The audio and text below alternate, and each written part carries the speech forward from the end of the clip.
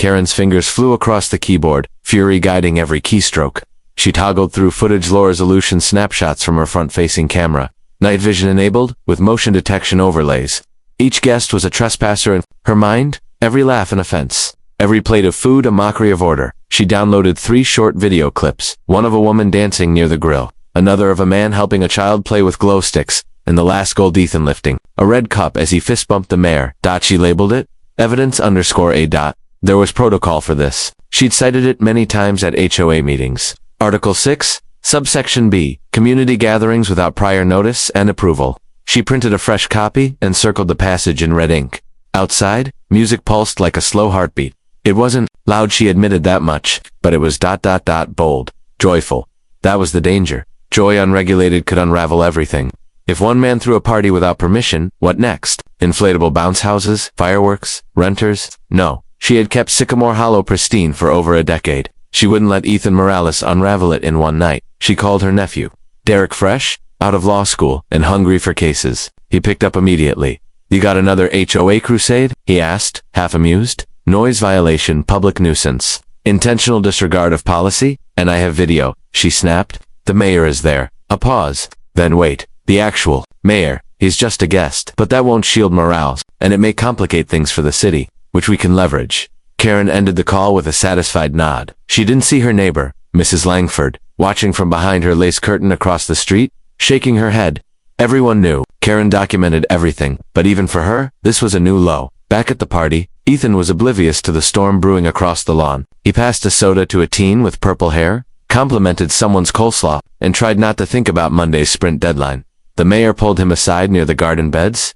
You know, he said, sipping a ginger ale, I've been to 100 events this year. Ribbon cuttings, fundraisers, ceremonies. But this feels like the city I grew up in. Neighbors, food, music. Ethan smiled, flattered. Thanks. I wasn't sure if people would show. They showed, the mayor said, raising his cup again. And someone else did too. Ethan followed the mayor's eyes. Just for a second, beyond the hedges, a pale silhouette lingered. A curtain fluttered. Then darkness. Karen had disappeared back into her house. He turned back to the mayor. That was, ... Karen Templeton. HOA. Ah, the mayor said, a slow smile spreading. There's always one. But even as they laughed, Ethan felt a chill run up his spine. Karen's stare hadn't been passive. It was surgical, measuring, and he couldn't shake the feeling that this wasn't over. Not even close. The knock came at 6:17 a.m. on Monday. 3 sharp raps on Ethan's front door. Hard enough to echo through the entryway and startle him mid. He shuffled toward the sound, still in his sleep shirt, dragging one socked foot behind him. Through the peephole stood a man in a navy polo and khakis, holding a clipboard and a yellow envelope under one arm. Delivery, the man said flatly. HOA filing. Requires signature. Ethan cracked the door and accepted the envelope, confused. Wait, is this? But the man was already walking back down the porch steps. No name, no explanation, just the heavy, hollow sound of footsteps. Fading away, he stared at the envelope for a moment, then tore the seal open. A stapled stack of documents slid into his hand. Legal formatting. Numbered exhibits, a cover letter embossed with the HOAS gold logo at the top, notice of pending enforcement action violations listed in tidy bullet points. Unapproved gathering exceeding 25 individuals, excessive noise, exceeding allowable limits exhibit. B. Temporary lighting without board review, non-compliance with section 7.2. Community conduct in public events. And finally, the kicker, petitioner, Karen Templeton, HOA secretary. Below that, in all caps, proposed fines to date, $3,750 recommendation. Suspension of community privileges pending hearing. SAT sat down slowly, his hand still holding the envelope like it might catch fire. His phone buzzed. A message from Oscar. Bro, check the HOA app. Your face is literally in the violation archive. He opened it. Sure enough, a screenshot from Karen's drone footage, circled in red. Primary violator. Identified. Morales. Ethan unit number 832. There were timestamps, guest counts, even audio snippets with measured decibel levels. In one, you could clearly hear the mayor telling a joke about potholes. Ethan's stomach dropped. He paced the living room, phone to his ear, calling the HOA office. Straight to voicemail. Then again, still nothing. He tried the board president, Mr. Hanley, who only answered on the third ring. Mr. Hanley, hi, this is Ethan Morales. I just received a lawsuit or something. From Karen. A long sigh came through the line. Yes, Mr. Morales. Ms. Templeton submitted formal documentation first thing Sunday morning. She insists your event violated 6 separate ordinances. It was a barbecue, Ethan said. I had permits for the music, and the city even provided parking waivers. The mayor was there. There was a pause. Yes, we're aware. That, complicates things. Karen is very thorough. She attached legal memos, filed with our compliance committee. She's demanding a disciplinary hearing before the board. Ethan stared at the wall. Are you kidding me? Mr. Hanley lowered his voice. Look, between us, I think she overstepped, but she has procedural backing. Unless you formally contest it, this could escalate. Escalate to court? The call ended, but the pressure didn't. It hung in the air like thick humidity. Ethan sat in the silence of his now offending backyard, staring at the grill. That apparently triggered a war, and then his phone buzzed again. This time it was Linda, he told his staff. The mayor is livid. Said Karen's trying to embarrass him. Another buzz? He wants to help. He says you're not fighting this alone. Ethan blinked at the message. Somehow, things had gone from beer and brisket to courtrooms and city officials in less than 48 hours. Across the street, Karen stood behind her curtains, binoculars dangling from her neck, sipping coffee from a mug that read, "Rules aren't meant to be broken." She watched Ethan's door slowly close and smiled. Ethan didn't like being the center of attention, especially not the kind that came with legal filings and neighborhood whispers. He barely had time to throw out the party leftovers before someone anonymously slid a copy of the HOA under his garage door with the words "Read closely." Violator scrawled across the cover page in red marker. He knew it had to be Karen. Still, he wasn't ready for what happened next. Tuesday morning, just as he was preparing a response letter, with the help of an online legal template, his phone rang again. Unknown number, he hesitated, then answered. Ethan, this is Mayor Brandon McCall. Ethan sat up straighter, nearly knocking over his coffee. Oh, Mayor? Hi. I didn't expect I heard about the notice from the HOA, McCall interrupted. His voice was measured but tight, like a coiled spring beneath silk. I'd like to meet today. My office. 4:30 p.m. Bring everything Karen sent you. Ethan arrived at City Hall with a manila folder under his arm and a stomach that felt like a spinning washing machine. The mayor's assistant greeted him with a polite nod and ushered him into an office, lined with city maps and glass trophies. McCall stood at the window, hands behind his back, looking out over the skyline. They sent me a copy too, he said. Turning slowly, she filed a complaint, not just with your HOA, but with the city's zoning department. Claimed your party violated residential event codes? Ethan blinked. What? But the city approved the gathering. I have the emails. I know. I saw them. This is personal, not procedural. She wants to make an example of you and by extension, embarrass me. Problem is, she doesn't realize how far she's stepped out of line. He walked over to his desk, pulled out a file, and slid it across to Ethan. Inside were copies of community emails residents from Sycamore Hollow complaining about Karen's pattern of behavior. Photos of similar gatherings she had hosted herself without permit. One even showed her husband's 60th birthday bash with a live jazz trio and a margarita cart parked openly in her front driveway. She's not consistent, McCall said. She's authoritarian when it suits her, and people are tired of it. I've seen this type of HOA control go unchecked before, but not this time. Ethan's voice dropped. What do we do? McCall smiled. We shine a light. Let me handle. City legal. I'll prepare a public statement. But you, he pointed, you go to thathearing.com, polite. Bring your evidence. Bring your guests if they're willing to speak. Make it impossible for them to bury this quietly. For the first time in days, Ethan felt a spark of control return. He nodded. When he returned home that evening, the neighborhood was unusually quiet. A few curious glances trailed him as he stepped out of his car. One woman, Mrs. Link, him a small nod from her porch swing. A gesture of something unspoken, maybe support, but across the street, Karen was outside, pruning a rosebush already devoid of leaves. As Ethan walked past, she straightened and turned. I hope you're ready, she said calmly. We'll see how long smiles and barbecue hold up under cross-examination. Ethan didn't break stride, but something in her tone made his skin crawl. She wasn't just enforcing rules, she was preparing for war. The summons to the hearing arrived Thursday morning, slipped into Ethan's mailbox in a black HOA envelope, mistakable heavy with pure dread inside. A formal notice of grievance hearing, scheduled for Saturday at 9 a.m. sharp, to be held at the HOA's central meeting room at the clubhouse. A final line read, attendance is mandatory.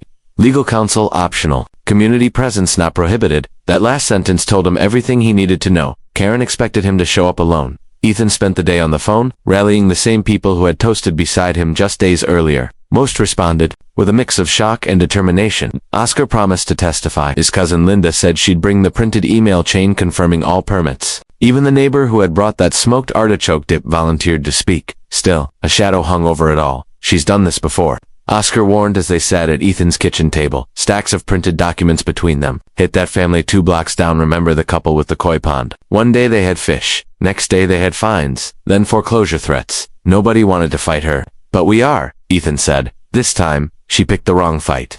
Friday night came fast. Ethan could hardly sleep. The mayor's office had followed up earlier that afternoon. Brennan himself wouldn't attend, but confirmed a written statement would be delivered to the hearing panel. That would rattle the board. At least, he hoped it would. At exactly 6:30 a.m. on Saturday, a strange scratching sound at the front door jolted him awake. When he opened it, no one stood outside, but a folded flyer lay on the welcome mat, heavy, with ink dot in thick, bold letters. Noise, nuisance, or neighborhood menace. Know the truth before you sit. Beneath it, cropped blurry screenshots of the party, circles drawn around dancing guests, accusatory arrows pointing at trash bags. One line in red, "This is who represents you now." He crumpled it in his fist, rage burning beneath his ribs. But when he arrived at the clubhouse 2 hours later, something he didn't expect happened. He wasn't alone. There were already cars in the lot 10, 15 lined along the curb and spilling into visitor spaces. Inside, the meeting room buzzed. A dozen neighbors had shown up, some holding coffee, others gripping their own copies of the flyer, shaking their heads. Karen stood near the front of the room, wearing a pale gray suit and a string of pearls that looked like they belonged to a judge. She didn't glance at Ethan. Her lawyer nephew Derek sat beside her, tapping away at his tablet. The HOA board members sat in a row of metal chairs beneath a long banner that read Sycamore Hollow, Order, Pride, Tradition, in stiff block letters. At 9:01 a.m., the room fell silent. The board chair, a frail man with liver-spotted hands and an oversized tie, adjusted his microphone. This hearing is now in session. We will address Case 2 to be filed by Board Secretary Karen Templeton against resident Ethan Morales of Unit 832. Allegations include failure to comply with community standards, noise ordinance breach, and unapproved gathering. Karen rose, smoothing her skirt. She walked to the front of the room like a seasoned attorney. "My dear neighbors," she began, her voice syrupy and cold. "Today is not about popularity or politics. It is about standards. And what happens when someone, no matter how friendly, believes they are above the rules we all agreed to?" She turned, locking eyes with Ethan. "I will prove that Mr. Morales showed disregard for our bylaws and invited chaos into our quiet sanctuary." She smiled faintly. "And by the end of this hearing, you will see that even mayors can't excuse misconduct." Ethan leaned back. The show had begun. Karen's voice rang through the clubhouse with a kind of certainty that silenced rebuttal. Every word was crisped, perfectly pronounced, landing like gavel strikes. She continued, "This wasn't a barbecue. This was a coordinated event with over 50 attendees, unregistered vehicles cluttering our streets, amplified music violating decibel limits, and lighting that remained on well past midnight." She clicked a remote. A projection screen lowered. Grainy drone footage appeared. Drone footage, people mingling, laughter. "The mayor mid-speech, Exhibit A," she said, "taken by my surveillance device. Timestamped. No edits." A few murmurs stirred among the attendees. Someone coughed. Another leaned over and whispered, "She has surveillance devices now." Karen pressed forward. "The fact that a public official attended doesn't negate the rules. In fact, it makes the violation more serious. Our bylaws don't bend for titles." The board chair cleared his throat, nodding slowly as if digesting her points like bitter medicine. "Thank you, Miss Templeton. Mr. Morales, your response?" Ethan rose, holding the folder he'd clutched the whole morning. He walked forward slowly, not with fire yet, but with quiet steel. "I'd like to enter and to record the following," he began. "An official city permit granting noise level permissions for a residential gathering of fewer than 75 people, a parking accommodation, email from the city's event liaison, and a signed statement from the mayor of Rosewood Heights." Gasps fluttered like paper. Karen's lips twitched. The board chair adjusted his glasses. "A statement from the mayor." Ethan nodded. "Yes, sir. Read aloud, with your permission." The chair waved his hand. "Proceed." Ethan unfolded the mayor's letter. His voice didn't shake. To the HOA board of Sycamore Hollow. The event in question was lawfully approved, modest in volume, and peaceful in nature. I personally attended and found Mr. Morales to be a respectful, law-abiding host. This action against him appears to be retaliatory and rooted more in personal vendetta than community interest. I recommend the board consider not only the dismissal of this complaint, but a full audit of recent HOA enforcement actions for potential overreach. Sincerely, Brandon McCall. Mayor. The silence afterward was no longer respectfully, was stunned. Karen stood stiff as marble. The board members shifted in their seats. One of them, Mrs. Grayson, a sharp-eyed woman who rarely spoke, looked directly at Karen and raised an eyebrow. "I'd also like to call a witness," Ethan said. "Oscar Levy, my guest and neighbor." Oscar approached the front, dressed in business casual, holding his phone in hand. "I'd just like to play a 10-second clip," he said. Audio from the party recorded from the street, just to contrast with the excessive noise claim. He hit play. The room was filled with soft ambient music, laughter, the clinking of dishes, nothing loud, nothing wild. When the clip ended, Oscar held up a decibel meter app. "That's 61 decibels, same as a conversation in a coffee shop." Karen suddenly stood. "Objection, this isn't a courtroom." "Correct. said Mrs. Grayson, which means we aren't required to follow courtroom decorum. We are required to be fair. Karen's face flushed. This is a coordinated smear, and you all are letting one party tear down the standards I've fought to uphold for years. A murmur moved through the crowd. This time it wasn't supportive. Mr. Hanley, the board president, leaned toward the microphone. Ms. Templeton, perhaps it's time to let others speak. Karen stared at Ethan, but something in her eyes flickered. For the first time, and Ethan saw it. This wasn't about bylaws anymore. It was about control slipping from her fingers. Karen sat back down, her movements slow, deliberate, measured, like a queen retreating from a gambit gone awry. But Ethan noticed it. The tightness in her jaw, the stiffness of her posture. It wasn't retreat. It was panic wrapped in pearls. The board chair looked to the side. We'll now hear from additional residents who wish to provide statements. Mrs. Langford, thin and silver-haired, stood slowly from the back of the room. All heads turned as she walked forward with a calm dignity that made even Karen blink. I'm not here to defend or condemn, she began, voice steady, but I want to share what I've seen over the past 3 years. She pulled from her purse a manila envelope familiar. Amanasand slid it onto the table. 3 years of notices. From Ms. Templeton, complaints about flower height, hose placement, curtain colors. One time she cited me for having non-compliant hummingbird feeders. A soft chuckle rippled through the room. Even a board member cracked a smile. I never contested it, Mrs. Langford continued, because I was afraid. Afraid she'd turn the neighborhood against me like she did to the Pratts and the Yusufs before them. But Mr. Morales stood up. And now we see what happens when someone finally does. She looked at Ethan, then at Karen. No one here wants chaos, but we don't want tyranny either. The words hung in the air. As powerful as the mayor's letter had been, Ethan watched Karen's fingers curl against the armrest of her chair, her knuckles white, one by one. More neighbors came forward. A father of 3 spoke about how Karen threatened fines because his children chalked on the sidewalk during lockdown. A retired veteran recounted the time she sent photos of his flag being improperly illuminated to the board. Even a former HOA board member stood up, hands shaking slightly. I stepped down because I couldn't stomach how personal everything became. It wasn't about rules anymore. It was about punishment. When he sat down, the room was utterly still. Karen rose without being called. She didn't ask for permission to speak. She just walked forward, heels clicking like gavel strikes. I've sacrificed for this community, she said. Given ours years to keep it clean, safe, structured. The alternative is anarchy. Do you really think allowing unchecked noise, unregistered gatherings, and unauthorized guests official or naughties the way forward? Her voice trembled at the end. But it wasn't emotion. It was the realization that her words, once gospel, now rang hollow. The board chair tapped his papers, buying time. Then he glanced at Mr. Hanley. Then at Mrs. Grayson. Silent nods passed like whispers between them. Based on today's testimonies, the chair said finally, and the official documentation submitted. This board finds insufficient evidence of material violation of HOA code by Mr. Morales. All fines are nullified. The hearing is closed. Karen's mouth fell open. The chair continued louder this time. Furthermore, the board is recommending an internal review of recent enforcement actions and discretionary authority exercised by the HOA secretaries. Office. Karen's heels pivoted sharply. This is a farce, she snapped. A politically charged mockery of order. But no one moved to agree. The crowd parted silently as she stormed past. Someone muttered about time. Another neighbor clapped once, hesitantly, then others joined in, slow and cautious, until the room filled with soft applause. Ethan didn't smile. He just exhaled.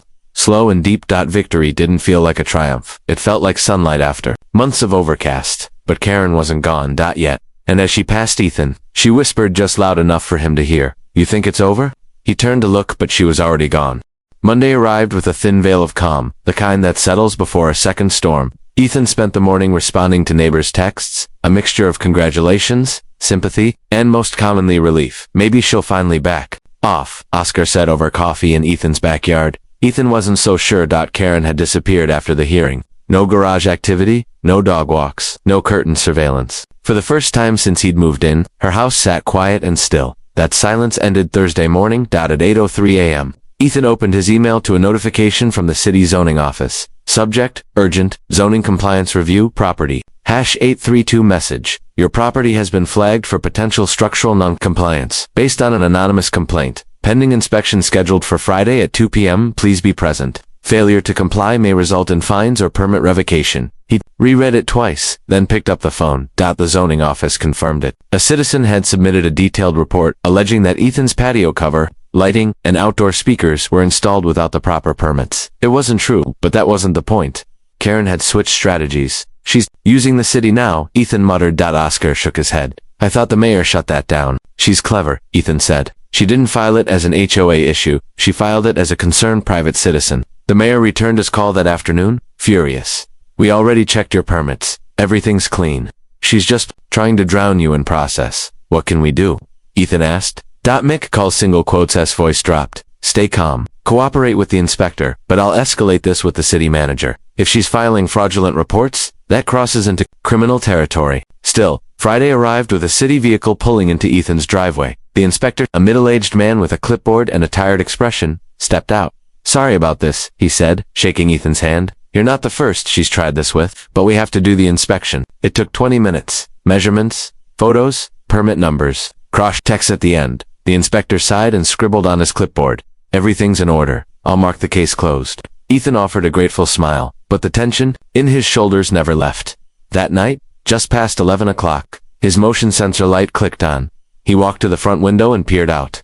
A figure stood near his mailbox, hooded still. Ethan flicked the porch light on. The figure turned and darted down the sidewalk, but not before he caught a flash of a long gray coat. Unmistakable even in shadow. He stepped outside, inside his mailbox. Said a rolled-up flyer, this one hand-folded, not printed. Just a single page, typed and underlined. This isn't about parties. It's about infiltration, influence, backdoor politics. The mayor used your house to flex control. You let him. Sycamore Hollow doesn't belong to him. Or you. Soon, it won't belong to either of you.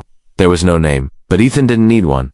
By the time the city closed the zoning complaint on Monday, 3 new reports had been filed. One, alleging that his backyard lighting posed a safety hazard to drivers. Another claiming his party caused emotional distress. And the third, filed with the IRS, an anonymous tip that Ethan's home doubled as an unlicensed business. Ethan sat at his kitchen table, the folder of cleared permits and court dismissals now feeling like paper shields. He looked out his back window into the night. Karen was nowhere to be seen, but she was everywhere. And war, he now understood, wasn't always loud. Sometimes it came by mail. The air inside the Sycamore Hollow clubhouse was thick with tension the following Saturday. What was meant to be a celebration of community now felt like the calm before a final storm. Ethan Morales stood at the back of the room, watching neighbors trickle in, faces wary but curious. The rumors had spread fast. Karen Templeton was being investigated, her reign unraveling like a brittle thread. Ethan had agreed to run for the HOA board presidency, backed by a coalition of neighbors and even the mayor's unofficial support. But as he scanned the crowd, he spotted the familiar figure sitting quietly near the far corner, Karen herself.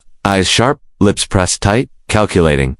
The meeting began with the usual formalities, but the agenda quickly turned to an emergency vote. A motion to remove Karen from the board, pending the results of an internal investigation into misuse of HOA funds and abuse of authority. Karen stood, addressing the crowd with a calmness that belied the storm raging beneath. This is a witch hunt, she said. A betrayal by those who have forgotten the values that built this community. I have only ever acted in its best interest. Murmurs filled the room, but many faces told a different story, one of exhaustion and quiet rebellion. Just as the vote was about to be called, the clubhouse doors burst open. The mayor strode in, flanked by city officials and reporters. Cameras clicked and flashed as he raised a hand for silence. Good afternoon, everyone, he began. I'm here to announce that the city's investigation into Sycamore Hollow's HOA has concluded. Serious violations of community trust, misuse of funds, and unauthorized surveillance have been uncovered.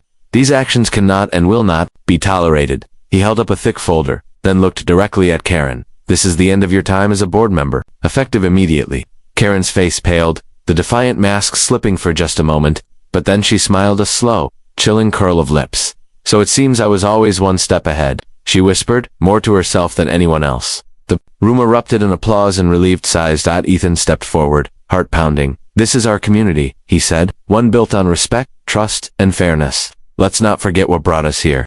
The joy of neighbors coming together. The mayor's visit was more than just a party. It was a reminder that we're stronger, united than divided. Then came the twist no one expected. From the back, a young woman stepped forward, a neighbor who had stayed silent through the whole ordeal. I'm Emily, she said, voice steady. And I was the one who sent Karen that initial flyer after the party. But I wasn't acting alone. Gasps. She smiled faintly. The HOA has long been a battleground. But Karen's power was only possible because many stayed silent. It's time to change that, to stand up for community over control. Ethan caught her gaze, a spark of alliance forming. As the meeting closed, the neighborhood felt lighter, freed from a long shadow. Outside, lanterns were strewn across the clubhouse lawn. Neighbors gathered, sharing food, stories, and laughter. Ethan raised a glass to the crowd. 2 new beginnings. Karen watched from her house across the street, blinds drawn tight. But for once, the music wasn't coming from Ethan's yard, it was coming from all of them.